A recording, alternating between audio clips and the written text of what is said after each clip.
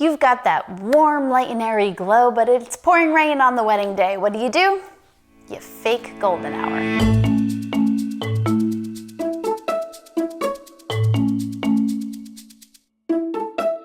If you don't know what I mean about golden hour glow, here are a bunch of pictures where I've essentially faked that golden hour glow.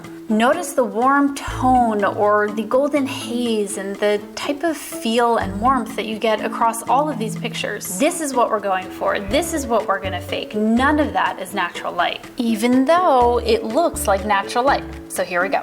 This is hands down the easiest off-camera flash trick to use. So if you've never tried off-camera flash, this is what you should do first. I promise you, it's super simple. You take any off-camera flash system. So to do that, you need to have the trigger that's on your camera and then some kind of flash that can be triggered by that trigger off of your camera. We have videos on that. And now you need to change the color. We're going to try to mimic the sun. So you want that warm glow, that warm haze, that sun flare. The only difference is you're creating the sun. Well, what color is the sun? Yellow, orange. So what color gel should you put in front of your off-camera flash? Orange. Now, personally, I like to use 2 CTO gels. CTO is just short for color temperature orange. CTO gels comes in quarter, half, and full, and actually probably eighth also. And I like to use 2 full CTO gels, so that it's a really saturated orange color. And if I need to burst out a lot of light from my flash, it's still saturated.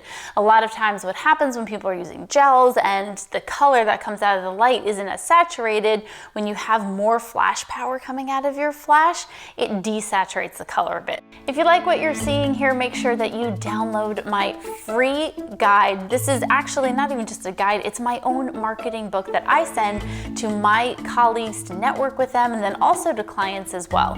It talks about who I am, what I do, and what I can do for them. Feel free to download it, get some marketing inspiration from the things that I wrote in there, and if nothing else, there's some good eye candy. So take your flash and then position your light behind your subject at more of a 45-degree angle. So you can see I have my assistant climbing into the shrubbery here, not only because I want it at that 45-degree angle, but because I also want a lot of that shrubbery and foliage lit.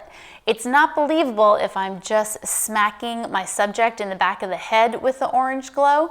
If it's really the sun, it's probably going to be hitting more than just the back of her hair, right? It's going to be hitting the grass behind them, the trees behind them. So as far away as you can to mimic that real golden hour glow with the sun nice and low in the sky and hitting as much as you can outside of it. Then what you want to do is set your exposure as if you were just taking a photo of your couple.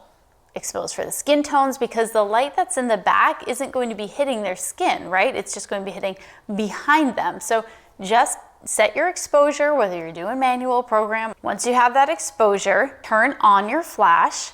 I suggest setting it to TTL, which is through the lens, meaning that your flash is going to use its auto mode and figure out how much power should be pumping out of there. Now, it might be too bright or too dark, and that's fine. This is just to get a starting point. If you don't have a TTL function on your flash, go ahead, set it to manual, and if you're outside, maybe set it to like half power or higher. That's probably a good place to start, and then just adjust it up or down from there. Same thing with TTL. Get that first exposure, that first flash of how bright it thinks it should be, then flip to manual, and then go higher or lower if you want it brighter or darker.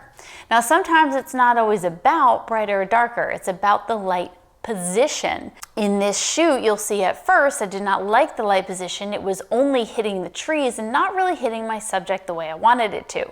A little adjustment of where the light is placed ensured that I was hitting both the subject with the light as well as the foliage. And you can also just kind of move your feet. Sometimes just moving your angle a little bit creates the look that you're going for. Give this a try. I promise it is the easiest way to start using off-camera flash, because you're really looking at it as a backlight versus a light that's exposing for their face, and then you're fine-tuning it to like shadows and things and whatever. This, you're just adding that warm glow, that warmth behind them, that haze. You could even shoot directly into that flash if you want to create a flare coming out too. Another trick for this, use a longer lens. If you want to create that warm glow, that haze, using a lens like a 135 2.0 as well as my 85 1.4, it helps create that beautiful, dreamy, whimsical type look and really enhances that golden hour glow that we're trying to mimic here.